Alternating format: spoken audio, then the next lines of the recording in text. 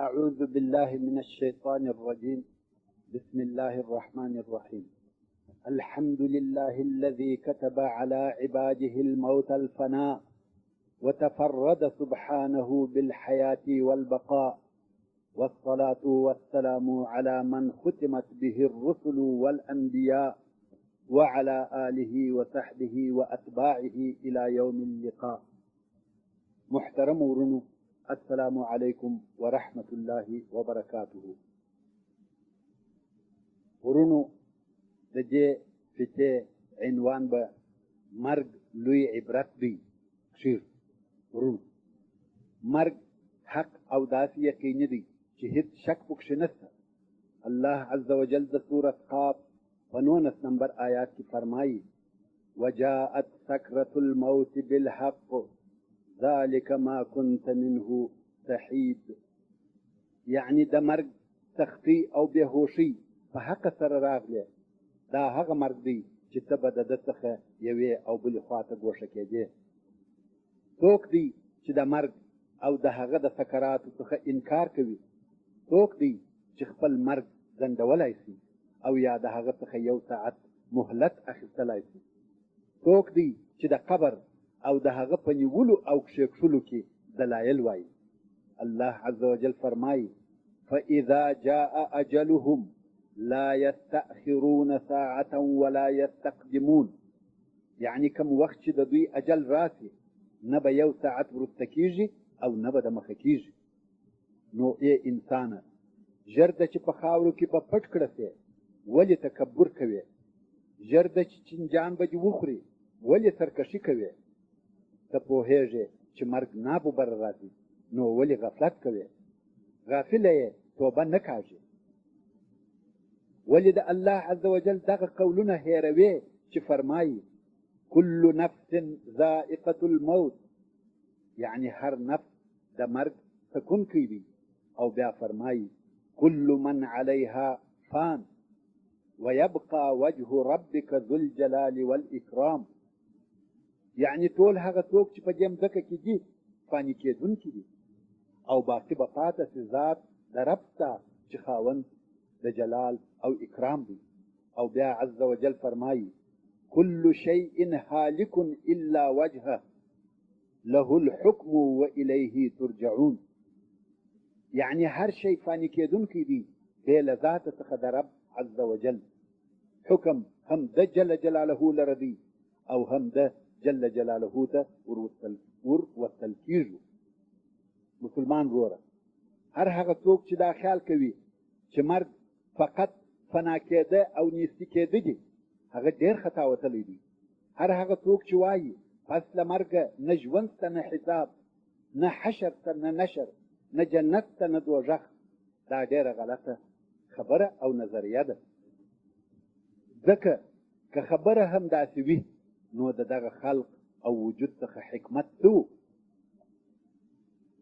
د هغو خلقو په قول د دغه ټوله کون او مخلوقاتو خلقت او وجود بې حکمته سو.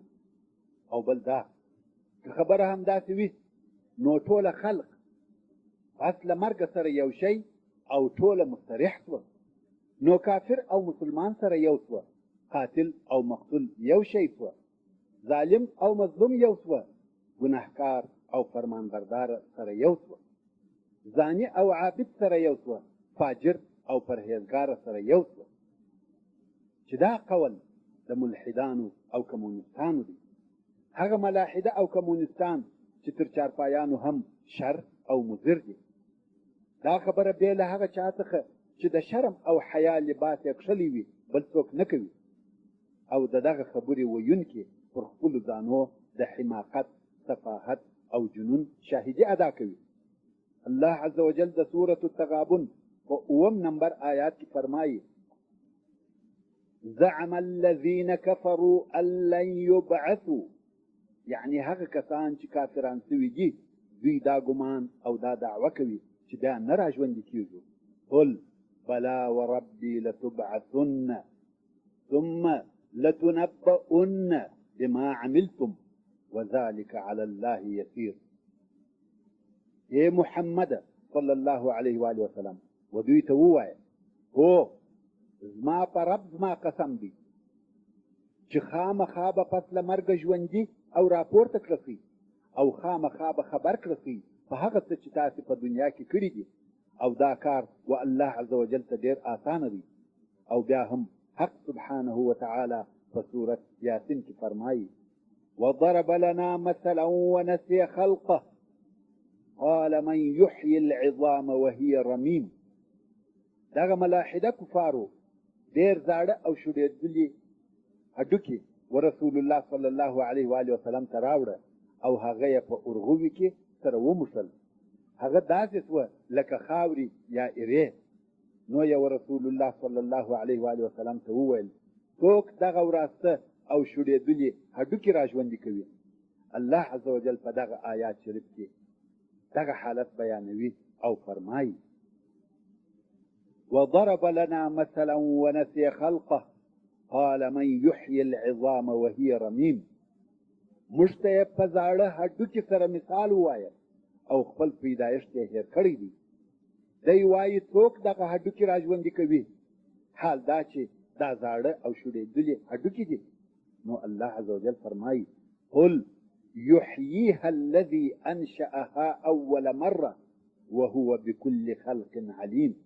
ورته ووایه دغه وراسته او شوډېدلي هډوکي به هغه قادر مطلق الله بیا را ژوندي کړي کوم چې اول وار یې د هېڅ څخه پیدا کړي دي. او دغه الله پر هر قسم پیدا کولو عالم او قادر دی. هغه ذات چې اول وار و دغو هډوکو ته روح ورکولی سي هغه ته دوهم وار و دغو هډوکو ته روح ورکول ته مشکل او سخت کار نه دی. یو مسلمان شاعر وایي ولو أنا إذا متنا تركنا لكان الموت غاية كل حي. یعنی که چیرې داسې وایي چې موږ مړه کېدلی او دغسې پرېښول کېدلی نو به مرګ د هر ژوندي خواهش او تمنا وای. آخري غوښتنه بیا دغه مرګ وای. ولكننا اذا متنا بعثنا ونسأل بعده عن كل شيء. مګر داسې نه ده. کوم وخت چې موږ مړه سو بېرته را ژوندي کېږو او هر کار چې موږ کړی دی د هغه پوښتنه راڅخه کېږي. مرګ څه شی دی؟ مرګ د روح او بدن تعلق شکېدل او جلا کېدل دي. د یوې دنیا څخه و بلې دنیا ته نقلېدل دي. په مرګ سره د عمل کتاب پای ته رسېږي. په مرګ سره د توبې دروازه تړل کېږي او هغه مهلت چې موږ ته راکړه سوی و پای ته رسېږي. رسول الله صلی الله علیه و آله وسلم فرمایي ان الله يقبل التوبة العبد ما لم يغرغر رواه الترمذي وابن ماجه. یعنی الله عز وجل تر هغو د خپل بنده توبه قبلوي تر څو چې روح یې تر ځګر او ستوني نه وي راغلی. یعنی د مرګ تر وخته توبه قبلیږي خو د مرګ په وخت کې نه قبلیږي. مرګ د لویو مصیبتو څخه دی بلکې تر ټولو مصیبتو لوی مصیبت دی. حتی الله عز وجل مرګ مصیبت بللی دی. لکه څرنګه چې د سورة المائده په 106 نمبر آیات کې فرمایي فاصابتكم مصیبة الموت. یعنی د مرګ مصیبت در ورسېږي. اوس که یو فرمان برداره زاهد او عابد بنده ته مرګ راسي نو دی پښیمانه وي چې ولې مې د خیر کارونه نور هم ډېر نه کول. او که یو بنده ګنهکاره وي او مرګ ورته راسي نو پر خپلو ګناهو پښیمانه وي او دا یې خواهش او آرزو وي چې بیرته دنیا ته تللی وای او یا په دنیا کې پاته سوی وای چې و الله عز وجل ته توبه وکاږم عمل صالح او ښه کارونه وکم. مګر هیهات هیهات دا خبره ډېره لرې او غیر ممکنه ده. الله عز وجل د سورة فصلت په 23 نمبر آیات کې فرمایي وإن يستعتبوا فما هم من المعتبين. یعنی که دغه کفار قبول د توبې یا رجوع و دنیا ته وغواړي د دوی دغه طلب نه قبلول کېږي. او بیا هم رب عز وجل د سورة المؤمنون په 99 او 100 نمبر آیاتو کې فرمایي حتى إذا جاء أحدهم الموت قال رب ارجعون لعلي أعمل صالحا فيما تركت كلا إنها كلمة هو قائلها ومن ورائهم برزخ إلى يوم يبعثون. يعني دوی دغه کفار دي دغه کارونه کوي تر څو چې یوه ته د دوی مرګ راسي نو به وایي ای زما ربه ما بیرته دنیا ته وګرځوه، شاید په هغه شي کې چې ما پرې ایښی دی زه ښه عمل وکړم. الله عز وجل فرمایي داسې نه ده چې ته دې بیرته دنیا او ښه عمل ته ور وګرځې. بېشکه چې دغه د بیرته ګرځېدو خبره داسې خبره ده چې دی دغه وایي او د دوی په مخ کې برزخ یا د قبر پرده ده تر هغه ورځې چې دا ژوندي راپاڅول کېږي. یعنې دا ممکنه نه ده چې دوی دې د قیامت تر ورځې د مخه هېڅکله بیا راپورته شي. کفار او ګناهکاران چې د زکندن په وخت کې د عذابو شروع وویني نو به په افسوس او ارمان کولو شروع وکړي او په دغه وخت کې به داسې غوښتنه کوي چې یا الله د قبر د تلو پر ځای ما پرېږده چې بیرته دنیا ته ولاړ شم او د تېرو ګناهو پر ځای ښه عمل وکړم. خو د الله عز وجل د طرفه د ملائکة العذاب په واسطه ورته وویل شي چې دا ممکنه نه ده چې ته دې بیرته دنیا ته وګرځول شې. اوس داسې خبرې زموږ په دربار کې نه اورېدل کېږي. یوه قصه ده، وایي یو صحرایي عرب پر خپل یوه اوښ په سفر رهي و. پر لار یې ناببره اوښ وزار او مړ. عرب د اوښ څخه راکښته شو او شاوخوا پر اوښ راګرځي. په فکر کې دی. اوښ ته وایي څه درته پېښه شوه چې نه ولاړېږې؟ ولې حرکت نه کوې؟ اندامونه خو دې ټوله پوره دي، اعضا دې ټوله صحیح او سالم دي، څه درته پېښه ده؟ هغه څه شي وو چې په تا یې حرکت کاوه او ته یې بیولې؟ او هغه څه شي دی چې ته یې داسې راچپه کړې؟ هغه څه شي دی چې ته یې د حرکت څخه منع کړې؟ بیا یې اوښ پرېښاوه او دی په تعجب کې ځینې رهي شو. په دغه حالت کې فکر کاوه ورونو زموږ او ستاسې هم دغه حال دی. اندامونه به مو پوره وي خو موږ به حرکت نسو کولی. کور او کهول به مو موجود وي، اهل او اولادونه به راباندې راټول وي خو زموږ سره به کومک نسي کولی. ډاکټر او دوا به راته حاضر وي خو موږ ته به فایده نسي رسولی. مال او جایداد به مو تر اندازې زیات وي خو موږ به د یوې لحظې دپاره نسي راګرځولی. په افسوس او حسرت به د دغه ټولو څخه په خالي لاس وځو او په خپل قبر به یوازې او تنها ننوځو. ابن سماک رحمه الله وایي په پخوانیو وختو کې یو ماهی نیونکی و چې ماهیان دې نیول. یوه ورځ یې تور یا جال و دریاب ته ور واچاوه. که ګوري په جال کې د انسان جمجمه یا په پښتو د انسان د سر کوپړه یا ککرۍ راپورته شوه. صیاد یا ماهیګر و دغه ککرۍ ته کتل او په ژړا ژړا یې ورته ویل که عزتمن وې د خپل عزت په خاطر نه پرېښول شوې، یعنې مړ کړه شوې. که غني او مالداره وې د خپلې غنا او مالدارۍ په خاطر نه پرېښول شوې. که فقیر وې د خپل فقر په خاطر نه پرېښول شوې. که سخي وې د خپل سخا په خاطر نه پرېښول شوې. که قوي وې د خپل قوت په خاطر نه پرېښول شوې. که عالم وې د خپل علم په خاطر نه پرېښول شوې. و ککرۍ ته دغه خبرې کوي او ورته ژاړي. مقصد دا چې هیڅوک د هیڅ شي په واسطه د مرګ څخه نشي خلاصېدلی. نو ځکه و مرګ ته هازم اللذات ویل کېږي، یعنې د لذتو خوښیو او مزو ماتونکی. ورونو مرګ دی چې د هر چا لذتونه ورماتوي، د هر چا خوښي او ښه ژوند ورماتوي. او رسول الله صلی الله علیه و آله وسلم موږ د مرګ په ډېر یادولو امر کړي او دی صلی الله علیه و آله وسلم فرمایي اکثروا ذکر هازم اللذات رواه الترمذي.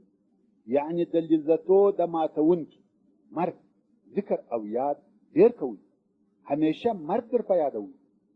امام قرطبي رحمه الله وایي زموږ علماو ویل چې د رسول الله صلی الله علیه و آله وسلم دغه قول اکثروا ذکر هازم اللذات دا یو مختصره خبره ده، خو دغه خبره په وعظ او نصیحت کې ډېره بلیغه او جامعه ده، ځکه هر هغه څوک چې په حق سره مرګ ورپه یاد کړي دغه موجود او حاضر لذتونه پرترخه کېږي او په پاته ژوند کې هم په عیش او عشرت کې نه ګرځي، او هغه چې د لذتو په امید او طلب کې وو د هغو څخه هم ځان لرې کوي، مګر هغه د ده نفسونه او غافله زړونه د واعظانو و اوږدو او پرله پسې نصیحتو ته او پیولو الفاظو ته ضرورت لري. خو که نفسونه ویښ او زړونه بیداره وي نو د رسول الله صلی الله علیه و وسلم په دغه قول کې چې فرمایي اکثروا ذکر هازم اللذات، او د الله عز وجل په هغه قول کې چې فرمایي کل نفس ذائقة الموت، هر نفس د مرګ تکونکی دی، دونه معناوي پرتې دي چې د اورېدونکي دپاره بس او کافي دي، او د ویونکي یا لیدونکي پوره فکر په مشغوله کېږي. یو شاعر وایي اذکروا الموت تجد راحة في ادکار الموت تقصیر الامل، یعنی مرګ در په یاد کړه په راحت پسې، ځکه د مرګ په یادولو کې امیدونه کوتاه کېږي. ورونو، د یوه انسان چې دنیوي غوښتنې هر څونه لږ او خواهشات یې هر څونه کوتاه وي هغونه په راحت وي، نو د کم انسان چې مرګ په یاد وي غوښتنې او خواهشات یې هم خامخا لږ او کوتاه وي. ورونو، دا یوه پوښتنه ده چې وایي هوښیار څوک دی؟ د حضرت عبدالله ابن عمر رضی الله تعالی عنه څخه روایت دی، وایي زه د رسول الله صلی الله علیه و وسلم په مجلس کې وم چې د انصارو څخه یو نفر ولاړ شو او ویل یا رسول الله، په خلقو کې څوک ډېر هوښیار او د حکمت خاوند دی؟ ورونو، دغه پوښتنه که نن ورځ زموږ او تاسې څخه وسي قسم قسم جوابونه به واورو او وبیا وایو، خو تاسې د رسول الله صلی الله علیه و وسلم وبلیغ او جامع جواب ته غوږ ونیسئ. رسول الله صلی الله علیه و وسلم وفرمایل هغه څوک چې مرګ ډېر یادوي او هغه څوک چې د مرګ دپاره یې پوره امادګي نیولې، دغه خلک هوښیاران دي، ځکه دوی د دنیا شرف او د آخرت کرامت یوړي. سبحان الله، دا څونه جامع جواب دی، ځکه که موږ فکر وکړو دا جواب دوه اړخه لري. یو دا چې مرګ ډېر یادوي، دا معلومه خبره ده، هر هغه څوک چې مرګ یادوي هغه هیڅکله شر او شرارت نه پېښوي، خو یوازې د شر نه پېښول د ټولنې د خوشبختۍ دپاره کفایت نه کوي. نو د جواب دوهم اړخ ته متوجه شي چې فرمایي او هغه څوک چې د مرګ دپاره یې پوره امادګي نیولې وي. د مرګ دپاره امادګي په څه شي نیول کېږي؟ په عدل، په صدق، په ښو اخلاقو، یو د بل سره کومک کول، د مور او پلار، همسایه، اقرباو حقوق مراعتول، حلاله نفقه خوړل او داسې نور صالح عملونه. نو که واقعا هر انسان د شر او شرارت څخه ځان وساتي او هم دغه صالح عملونه په ځان کې پیدا او عملي کړي، ټولنه به مو څونه خوشبخته، هوسا او آرامه وي، آخرت به مو کامیابه وي. ورونو، اوس به د مرګ د یادولو فایدې درته بیان کړم. محترم ورور، د مرګ په ډېر یادولو کې ډېرې فایدې شته چې زه به یو څه درته بیان کړم. اول، د مرګ یادول سړی پر دې باعثه کوي چې تر مرګ د مخه و مرګ ته امادګي ونیسي. دوهم، د مرګ یادول په دنیا کې د ډېر پاتې کېدو یا ډېر ژوند کولو امید کوتاه کوي، ځکه اوږد امید د غفلت د لویو سببو څخه دی.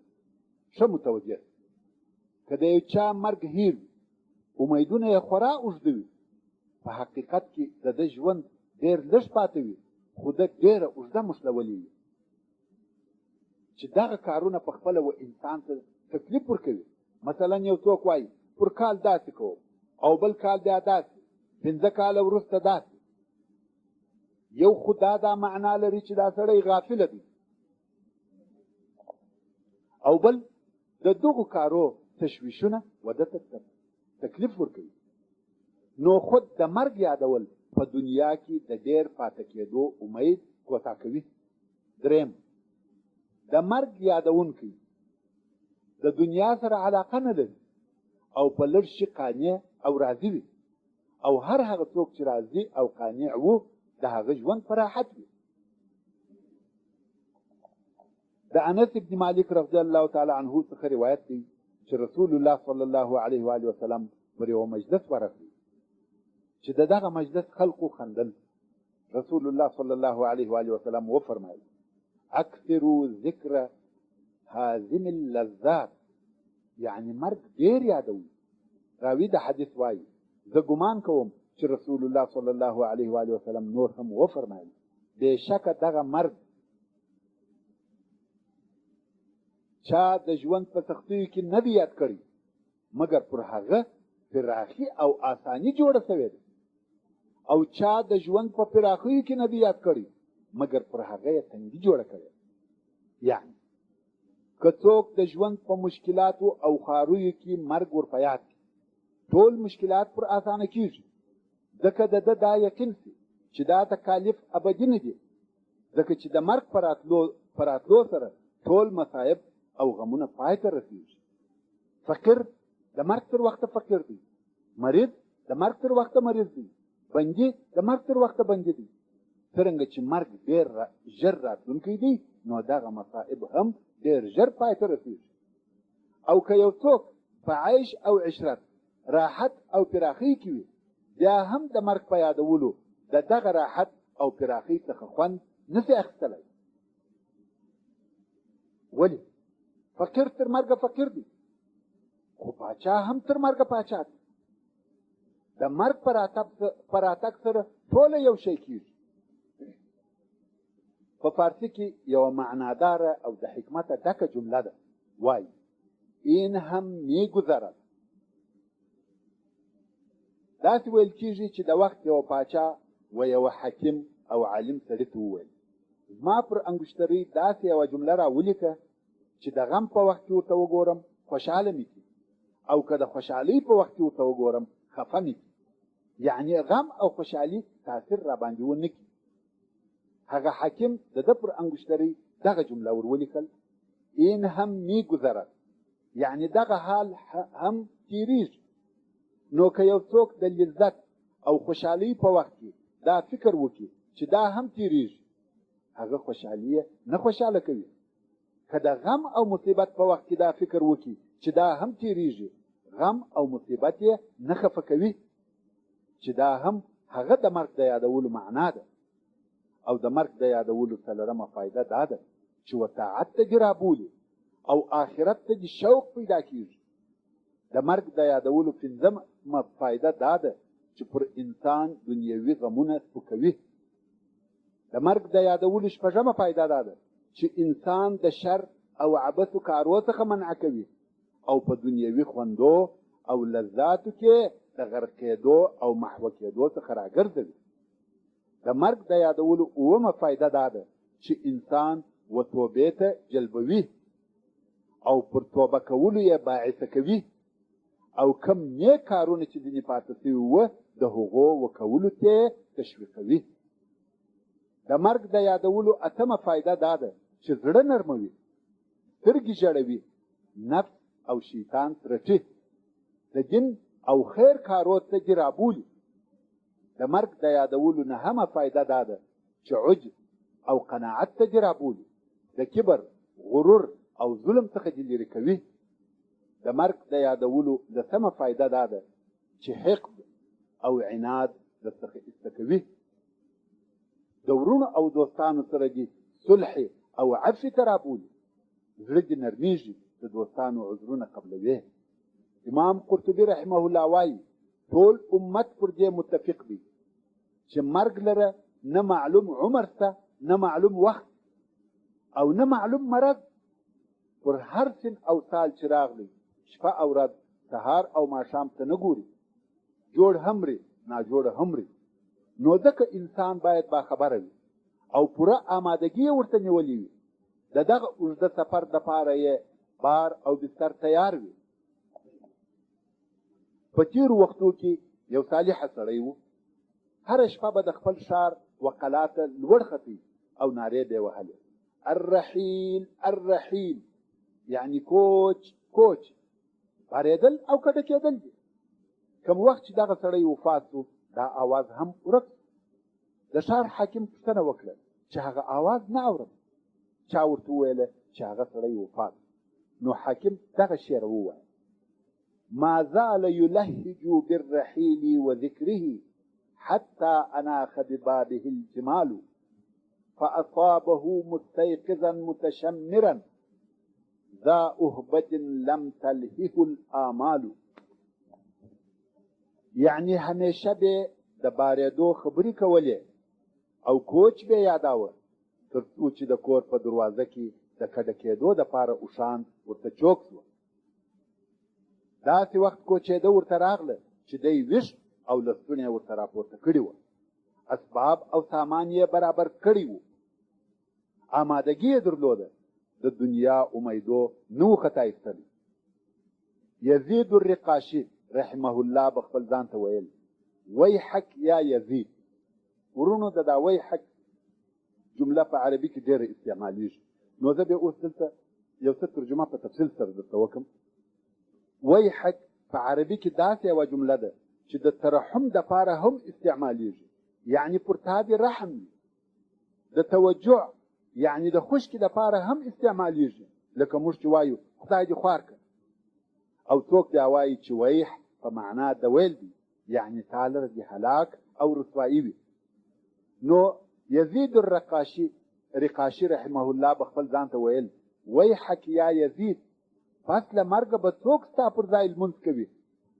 پس له مرګه به څوک ستا پر ځای روژه نیسي؟ پس له مرګه به څوک ستا رب ستا څخه راضي کړي؟ او بیا به ویل: ای خلقو، دغه پاته ژوند مو پر خپلو ځانو نه ژاړئ؟ پر خپلو ځانو مو غم نه کوئ؟ هغه څوک چې مرګ د ده غوښتونکی وي په ده پسې وي، قبر د ده کور وي، خاورې یې بستر وي، چنجان یې ملګري او انډیوالان وي، پر دغو ټولو سربیره د قیامت د ورځې د لوی بیرې انتظار هم کوي. د هغه حال به څه وي؟ او بیا به د رحمه الله ژړل. تمیمي رحمه الله به ویل: دوه شی دي چې پر ما یې د دنیا لذت حرام کړی دي، یو د مرګ یاد او بل د الله عز وجل په حضور کې درېدل. عمر ابن عبدالعزیز رضی الله تعالی عنه به علما راټول کړه، نو بیا د مرګ، قبر، قیامت او آخرت په باره کې خبرې کولې او هغه حالات به یادول، تر څو چې ټولو به داسې ژړل لکه د دوی و مخته چې جنازه پرته وي. دقاق رحمه الله وایي: که چا مرګ ډېر یاداوه په درو شیانو به مکرم او مشرفه شي. اول تلوار پر توبه، دوهم د زړه قناعت، دریم په عبادت کې چسپاندي. او که چا مرګ هیر کړي په درو شیانو به سزا ورکړه شي. اول توبه به سبا او بل سبا ته ځنډوي، دوهم په خپل رزق به نه وي راځي، دریم په عبادت کې به کهاله او لټ وي. حسن بصري رحمه الله وایي: بېشکه چې د نعمتو پر خاوندانو د مرګ بیرې د دوی نعمتونه ترخه کړي دي، په خوند او لذت یې نه پوهېږي. دا بیره ورسره ده چې مرم او دا راته پاتېږي. نو هغه ژوند وغواړي چې مرګ پکښې نسته. یو شاعر وایي: اذکر الموت ولا ارهبه ان قلبي لغلیظ كالحجر اطلب الدنيا كأني خالد فيه وورائي موت يقفو بالاثر. یعنی مرګ یادوم خو آمادګي نور ته نیسم. بېشکه چې زما زړه داسې سخت دی لکه ډبره، دنیا داسې طلبوم لکه زه چې همیشه پکښې ژوندی یم. حال دا چې زما تر شا ګام پر ګام مرګ راپسې دی.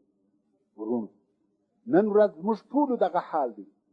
مرګونه اورو، مرګونه وینو، دوستان مو مري، آشنایان او همزولان مو مري، همسایګان مو مري، خو پر موږ هېڅ تاثیر نه کوي، لکه موږ چې نه مرو، فقط د دنیا په ټولولو او د هغې په عیش او عشرت کې غرق یو، لکه موږ چې همیشه ژوندي یو. هو په خوله وایو چې موږ هم مرو، مګر عمل مو د دغه ویلو څخه مخالف دی. لکه دغه خپله خبره چې مو هم وزړه ته نه لویږي. نو ای مغرور انسانه، په مرګ او د هغه په سختیو کې فکر وکړه. د مرګ په ترخه کاسه کې فکر وکړه.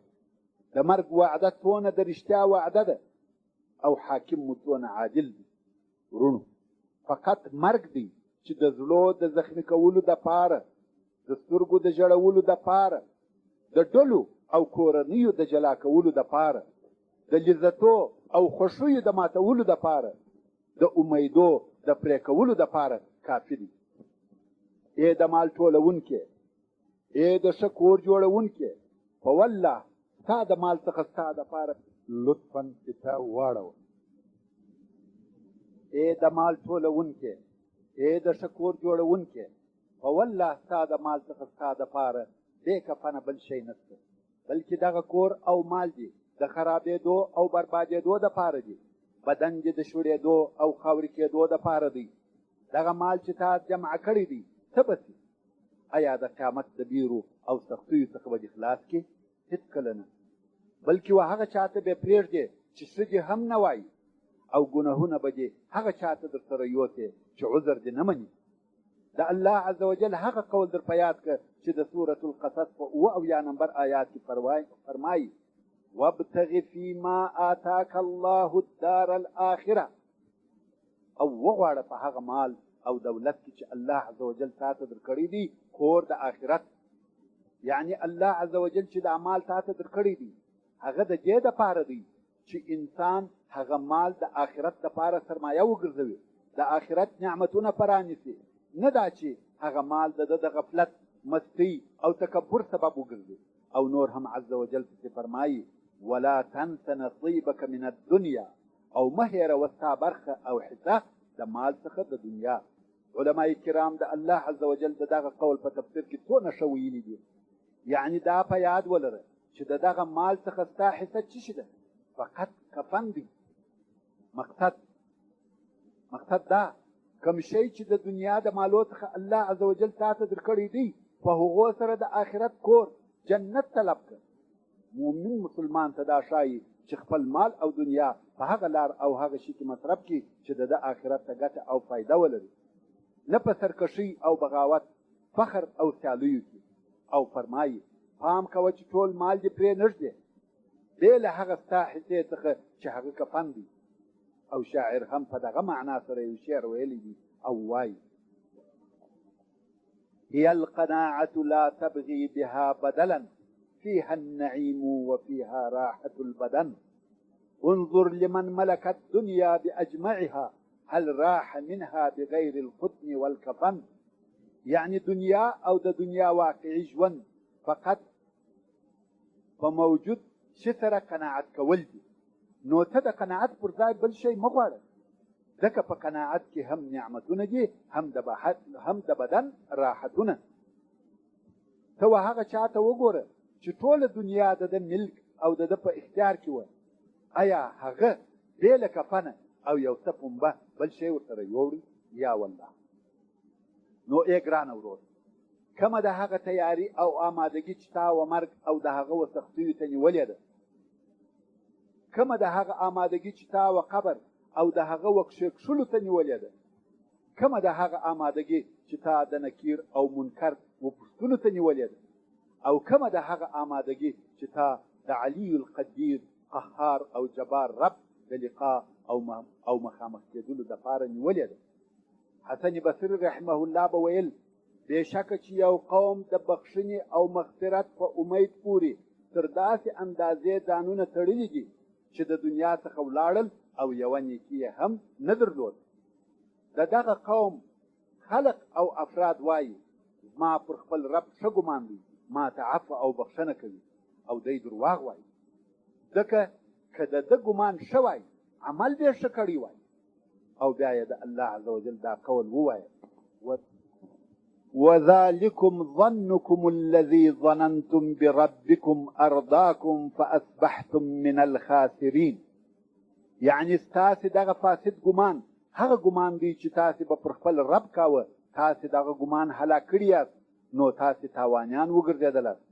سعید ابن جبیر رضی الله تعالی عنه وایي په الله عز وجل مغروره کېده او خطاوتل دا دي چې یو انسان و ګناهو ته ځان ور ایله کړي، ګناهونه کوي او بیا د الله عز وجل څخه د بخښنې او مغفرت امید لري. یو شاعر وایي: تزود من التقوى فإنك لا تدري إذا جن ليل هل تعيش إلى الفجر. یعنی د ځان د پاره د تقوا او پرهیزګارۍ څخه خرڅ او توشه برابر کړه، ځکه کم وخت چې شپه تاریکه سي ته نه یې خبر چې آیا تر سهاره به ته ژوندی پاته سې. فکم من صحیح مات من غیر علة وکم من سقیم عاش حینا من الدهر. څونه ډېر جوړ خلک بې له مریضیه مړه سوي دي او څونه ناجوړه خلقو ډېره موده په دنیا کې ژوند کړی دی. وکم من صبي يرتجى طول عمره وقد نسجت اکفانه وهو لا يدري. او څونه ډېر کوچنیان چې د اوږده عمر امیده کېدی، حال دا چې د دوی کفنونه اودل سوي وه او دوی نه وه خبر. او اوس به هغه کارونه یا هغه اسباب درته بیان کړم چې انسان ته مرګ ورپه یادوي یا د مرګ د یادولو باعث ګرځي. اول د قبرو او هجرو ته ورتګ. رسول الله صلی الله علیه و آله وسلم فرمایي: زوروا القبور فإنها تذكركم الآخرة. رواه احمد و ابو داود. یعنی و قبرو ته ورځئ ځکه دغه کار قیامت او آخرت در په یادوي. دوهم د مړي د غسل ورکولو وځایو ته ورتګ او د غسل په وخت کې د مړو لیدل. دریم د هغو کسانو لیدل چې دوی د زکندن په حالت کې وي، د مرګ د دردو او سختیو څخه په تکلیف او زحمتو کې وي او د حاضرینو د طرفه کلمه شهادت ورته ویل کېږي. څلورم د جنازو سره تلل او پر هغو لمونځ ادا کول، د هغو د ښخېدو او په قبر کې ایښوولو حالات لیدل.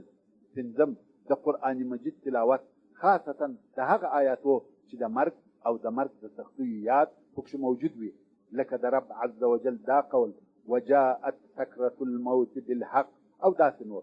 شپږم مرض او سپینږیرتیا، ځکه دغه دوه د عزرائیل علیه السلام د طرفه و انسانانو ته قاصدان دي او دا ورته بیانوي چې ای بنده خامخا و خپل رب ته ورتلونکی یې. اووم دغه کوني حوادث چې الله عز وجل یې و خپلو بندګانو ته د مرګ د یادولو په خاطر په کون او عالم کې پېښوي، لکه زلزلې، د غرو څخه د اورو راوتل او راغورځېدل، شدید طوفاني بارانونه، د مځکې چاودل، نړونکي او خرابونکي بادونه. دا ټول هغه کارونه دي چې انسانانو ته وایي: ای د الله عز وجل بندگانو خامخا و خپل رب ته ورتلونکي یاست. اتم د پخوانیو امتو د حالاتو او اخبارو مطالعه او د هغه قومو بیان چې په مرګ او عذابو سره فنا سوي او برباد سوي. مسلمان ورور، مرګ داسې دردونه لري چې بې له هغه چا چې مرګ ورته راسي او په دغه دردو مبتلا سي بل څوک نه په پوهېږي. د مرګ په وخت کې د انسان آواز قطع سي، د هغه ډیرو دردو په واسطه دونه ضعیفه سي چې د نارو وهلو یا زګیروي کولو قوت او طاقت نه وي پکښې پاته، ځکه زکندن د ده د بدن هر جز ورنړوي، هر اندام یې ور ضعیفه کړي، په ده کې دا قوت نه وي پاته چې غږ دې وکړي یا دې کومک وغواړي. عقل یې د تشویش او وسوسو تر پردو لاندې سي، ژبه یې ګونګۍ سي، لاس او پښې د حرکته ولویږي. دی دا خوښ لري چې په زګیروي او نارو سره یو څه زړه خالي او استراحت وکړي، خو د دې کار قدرت نه لري. د روح د کښلو یا وتلو په وخت کې د ده په ستوني او ځګر کې خژهارې وي، رنګ یې تغیر وکړي، تر خوله یې ځګونه راسي، پر هر اندام یې درد پس له درده وي، تر څو چې روح یې وستوني ته ورسېږي. دغه وخت یې د دنیا او اهل دنیا څخه نظر قطع شي، په سترګو شی نه ویني. دلته نو که دغه انسان د نیکانو او پرهیزګارانو څخه و، خوشحالي ورته راسي، او که د تاوانیانو څخه و، په غم او پښیماني کې ډوب. ام المؤمنین حضرت عایشه رضی الله تعالی عنها وایي: د رسول الله صلی الله علیه و آله وسلم د رحلت په وخت کې و رسول الله صلی الله علیه و آله وسلم ته د اوبو یو لوښی پروت و چې د دردو د شدت څخه به مبارک لاس په دغه اوبو ننویستی او بیا به پر مخ تېراوه او دا به ویل: لا اله الا الله ان للموت سکرات، یعنی بېشکه چې مرګ دردونه او سختۍ لري. ورونو، دا چې الله عز وجل د مرګ په وخت کې پر خپلو انبیا علیهم السلام سختۍ او تکالیف تېروي، دا د دوی د درجو د لوړوالي او پوروالي په خاطر دي. خو پر ګناهکارانو چې د مرګ په وخت کې کم سختۍ او تکالیف تېرېږي، دا و دوی ته د عذاب او د ګناهو د جزا په خاطر ورکول کېږي. د دغه او هغه تکالیفو په مابین کې ډېر فرق شته او هیڅ مشابهت نه سره لري. یو شاعر و مغرور او سرکشه انسان ته د سرزنش او ملامتیا پر قسم وایي: فما لك ليس يعمل فيك وعظ ولا زجر كأنك من جمادي. یعنی تا لره څه پېښه ده چې نه وعظ او نه ترټنه تاثیر در باندې کوي، لکه ته چې د یو جماد یا یو ډبرې څخه جوړ شوی یې. ستندم ان رحلت بغیر زاد وتشقى اذ يناديك المنادي. هلته به پښیمانه سې چې بې له خرڅه بې له توشې کوچ وکړې، شی نه لرې او په جبري سفر ولاړ سې. او هلته به بدبخته سې چې ناره کوونکی ستا په نامه در نارې کړي، وایه فلانه یې د حساب کتاب دپاره راسه. فلا تأمن لذي الدنيا صلاحا فإن صلاحها عين الفساد. د دنیاداره دپاره دغه د ده دنیا او د ده د کار جوړېدل صلاح او امان مه بوله، ځکه د دنیوي کارو جوړېدل عین فساد او خرابي ده. البته د دې څخه بېدینه دنیاداره مقصد دی، هغه چې د دنیا سره یې تر دین علاقه زیاته وي.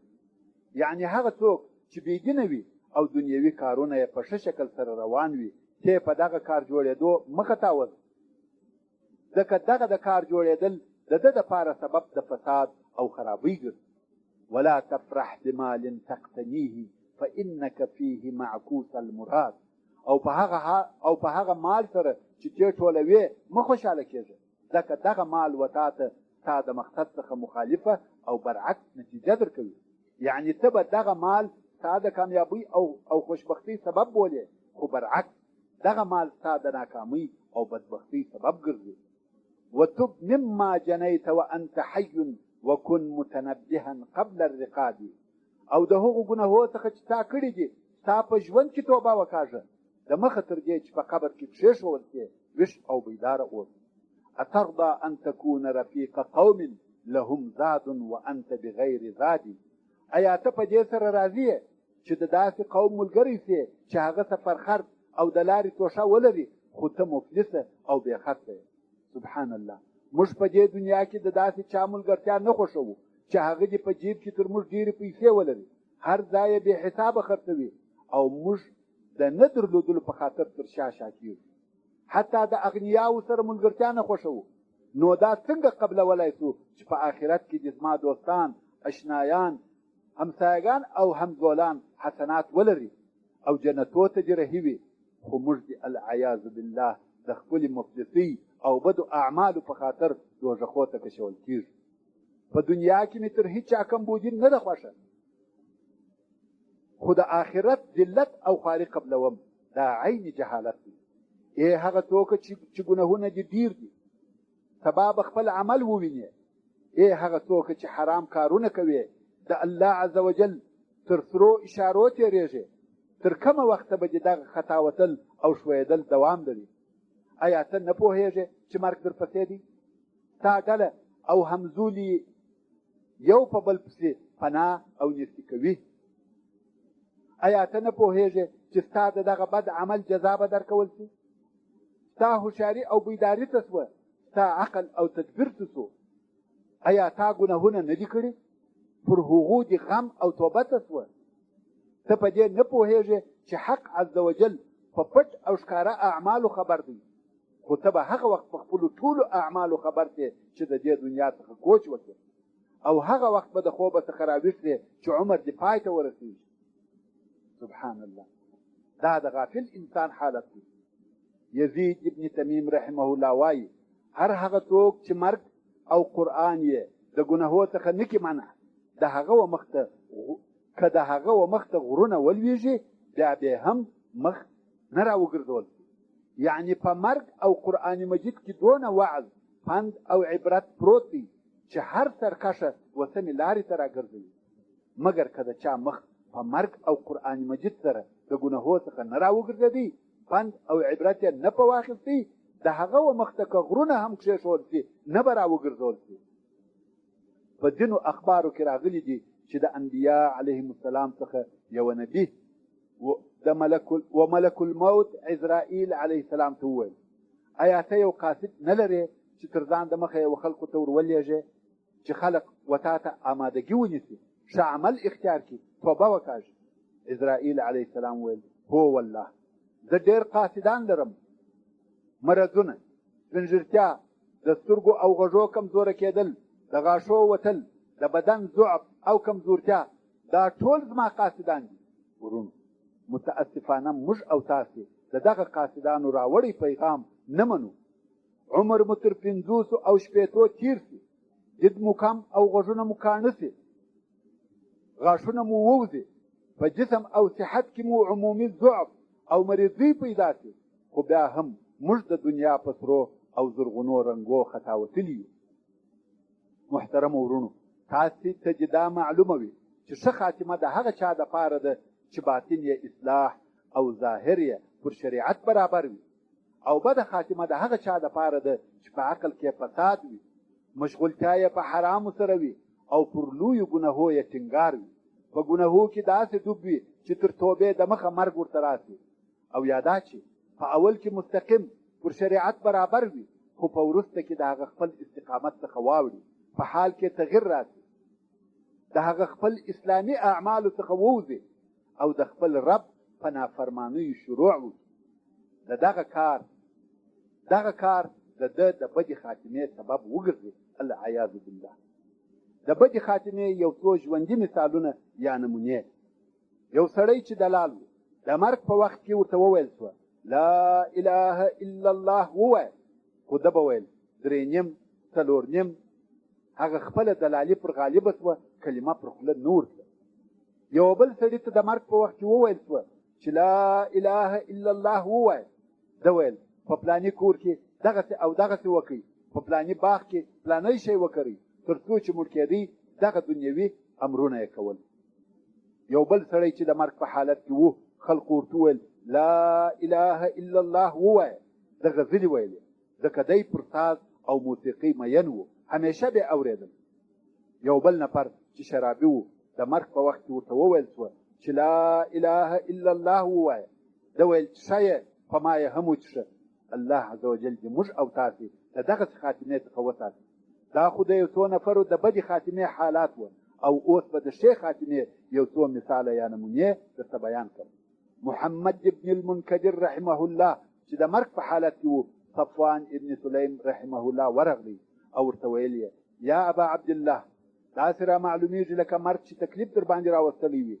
نو یې د مرګ حالات د دین او آخرت په خبرو پر سپکول، او د محمد رحمه الله د مخ څخه شغلې ولاړېدې، تر څو چې مخ یې داسې څو لکه څراغ چې ځلېږي.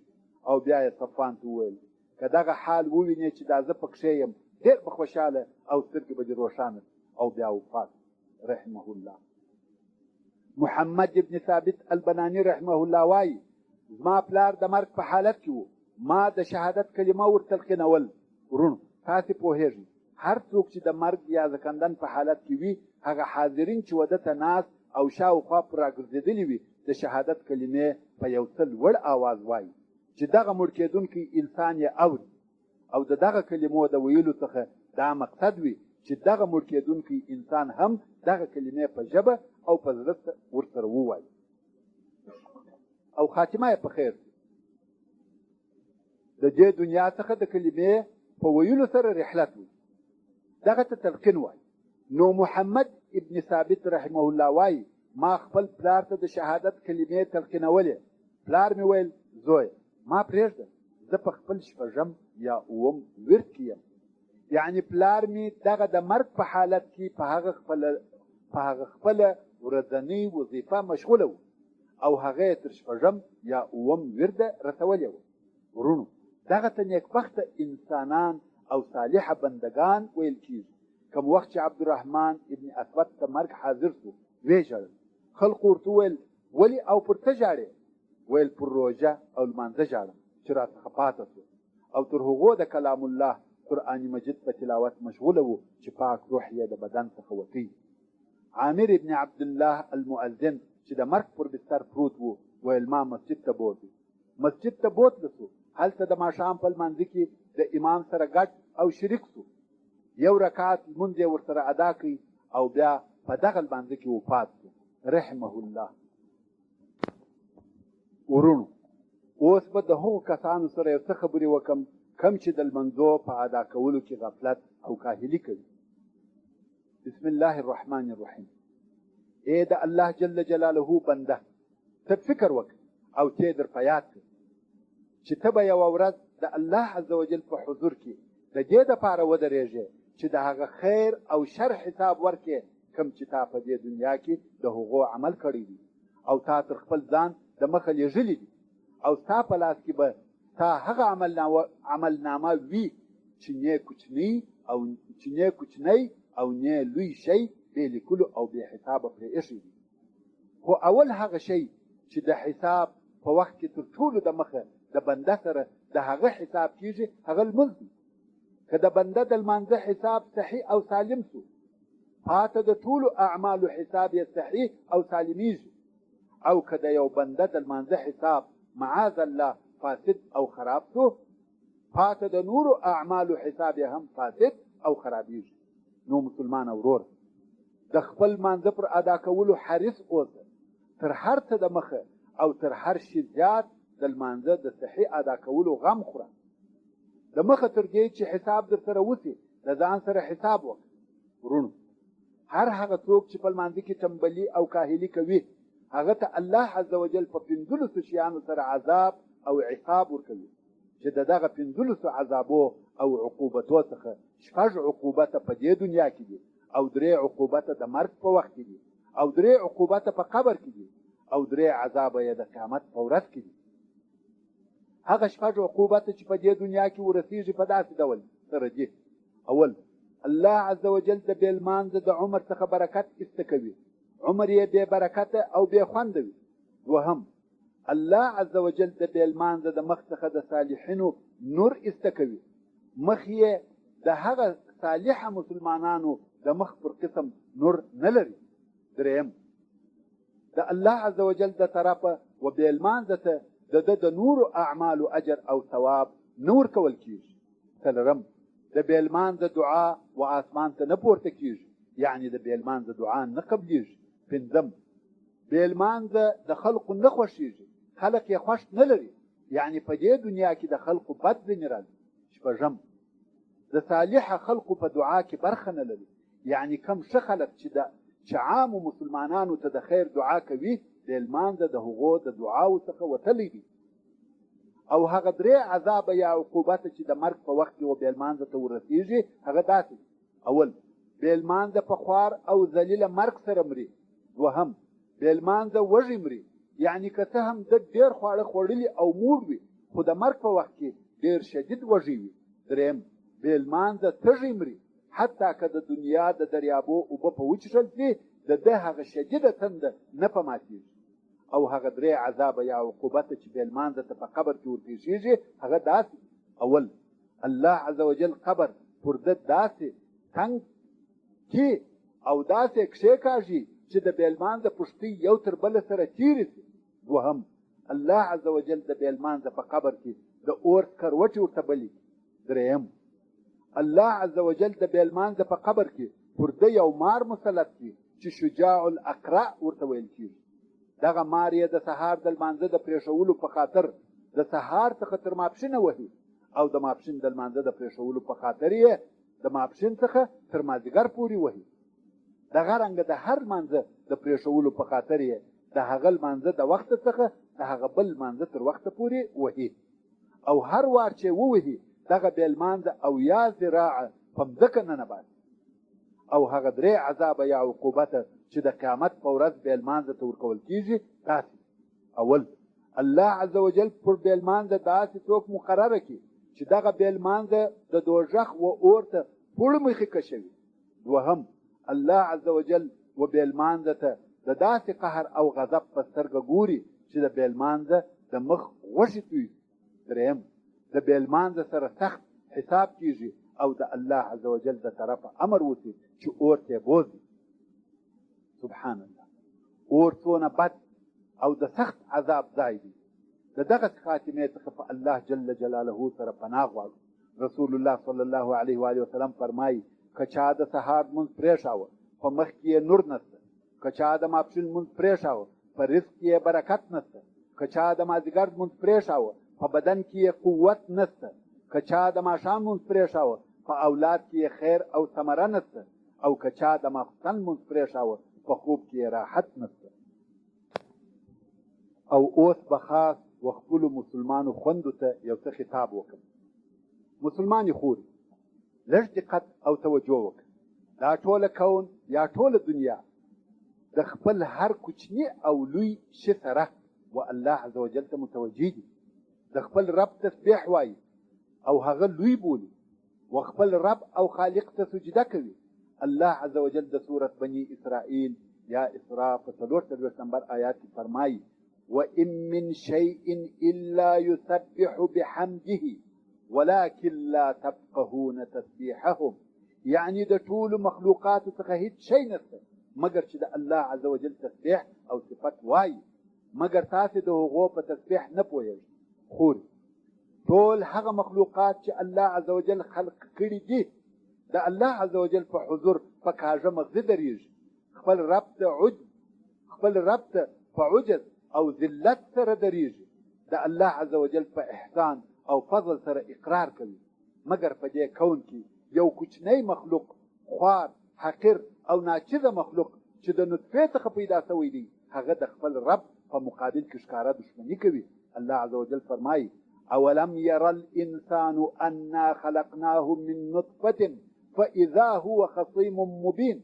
یعنی انسان خپل اصل او ماهیت ته نه ګوري چې دی د مردارو اوبو یو څاڅکی و.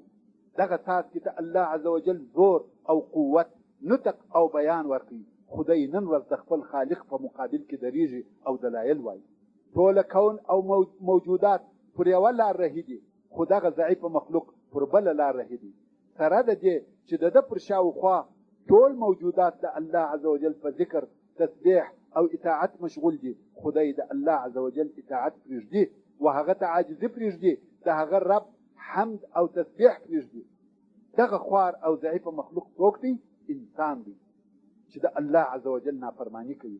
سبحان الله. انسان څونه مغرور دی. سبحان الله. انسان څونه کم عقل دی، څونه خوار او ذلیل دی.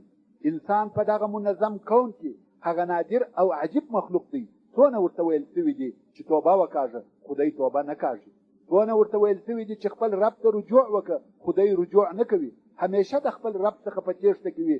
څونه ورته ویل شوي دي چې د خپل رب او مالک سره صلح وکړه، خدای د تکبر پر ډول مخ اړوي. مسلمانې خوري، شیطان همیشه د انسان د گمراه کولو کوشش کوي. شیطان په قسم قسم حیلو سره د انسان د هلاک او بربادولو کوشش کوي. ګناهونه ښه ورته ښکاروي او د هغو وکولو ته یې هڅوي. دا دپاره د دې چې د خپل رب د عذاب او عقاب سره یې مخامخ کړي. او ډېر ځله انسان که نر وي که ښځه د خپلو خواهشاتو او شهواتو په مقابل کې ضعیف الاراده او کمزوری وي. نو خویندو او ورونو دا وسط په یاد ولرئ. که چیرې داسې پېښه سي او ودې لیده چې ستا نفس د یوې ګناه وکولو ته میلان لري، د مخه تر دې چې دغه ګناه او د الله عز وجل نافرمانی وکړې، لږ صبر وکړه او دغه څو شی په زړه کې در وګرځوه. اول د ځان سره د دې فاني دنیا په باره کې فکر وکړه، د دې دنیا حقارت په نظر کې ونیسه او د دې ژوند په جفا کې فکر وکړه چې څونه ژر تېرېږي. دوهم د دنیا او ګناهو عاشقان در په یاد کړه. فکر وکړه چې هغه ټوله اوس مړه دي او د دغه ګناهو د کولو دپاره یې څه عذابونه او تکالیف ګالل، خو په نتیجه کې لږ وخندل او ډېر یې وژړل. دریم د مخه تر دې چې د الله عز وجل نافرمانی وکړې، په آخرت او د هغه په همیشه توب کې فکر وکړه او پوه شه چې حقیقي ژوند هغه دی. دارالقرار، د لارې آخر او د کډې د اړولو ځای آخرت دی. څلورم د مخه تر دې چې ګناه او د خپل رب نافرماني وکړې ته په اور او د هغه په لمبو کې فکر وکړه. ته باید د هغه اور ژورتیا او ډېر حرارت، د دوزخ سخت عذابونه در په یاد کې. ته باید د دوزخیانو هغه حالت در په یاد کې چې په سرو لمبو کې پړ مخې او بازي کوي او داسې سوځل کېږي لکه د وچو لرګیو څخه چې لمبې پورته کېږي. پنځم، د مخه تر دې چې د الله عز وجل نافرماني وکړې جنت او هغه نعمتونه در په یاد کړه چې الله عز وجل په دغه جنت کې د فرمان برداره بندگانو دپاره آماده کړي دي. هغه داسې نعمتونه دي چې نه سترګو لیدلي دي، نه غوږو اورېدلي دي او نه د هیڅ بشر پر زړه ورګرځېدلي دي او نه څوک تصور کولی شي. هلته همیشني نعمتونه دي، هلته خوندور خوراکونه دي، د چښلو مزهداره شیان، اعلی لباسونه، نوکران او خادمان، خوښي او خوشحالي دي. شپږم، مسلمانې خورې د مخه تر دې چې د الله عز وجل نافرماني وکړې د ځان سره فکر وکړه چې په دنیا کې مې عمر څونه دی؟ 80 کاله، 80 کاله، 100 کاله، 1000 کاله، بیا نو څه پېښېږي؟ معلومه خبره ده، مرګ. هغه مرګ چې تر هغه وروسته د نعمتو ډک جنتونه دي یا د جهنم اور، العیاذ بالله. تر مرګ وروسته بل شی نشته. دغه دوې خبرې دي، یا جنت یا دوزخ. مسلمانې خورې دا په یقین او حق الیقین سره ومنه چې ملک الموت عزرائیل علیه السلام لکه څرنګه چې دی له تا و نورو ته ورغلی دی، دغه رنګه و تا ته هم پر لار